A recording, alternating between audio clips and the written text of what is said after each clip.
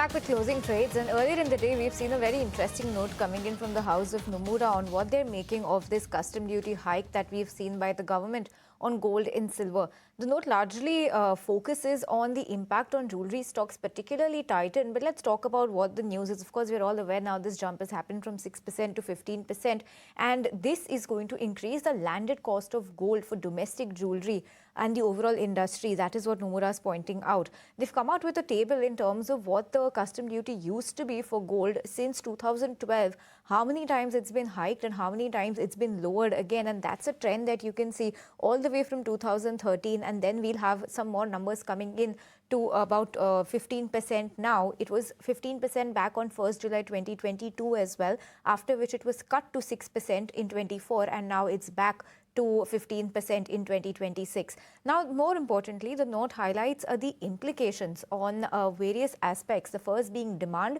saying that the duty increase of 9% could largely be passed on by jewelry players, but then this could also dent the kind of sentiment and the demand reliance or the resilience that we're seeing rather from the customers.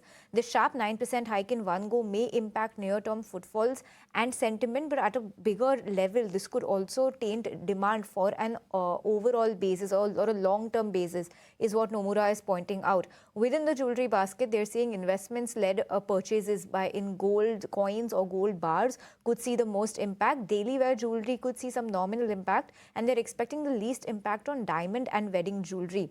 The other implication could be a hike in smuggling of gold jewelry that we could see. This also materially widens the arbitrage opportunities in gold. So that's other impact that they're pointing out. The third they're saying is could be potential one-time gains for the industry. Now, jewelers carrying lower cost or already inventory on which duty is paid, they will benefit from one-time inventory gains. For Titan, this gain is expected to be around 500 crore rupees, which is coincidentally exactly the quantum of the amount that they had lost when the import duty was cut from 15 to 6%.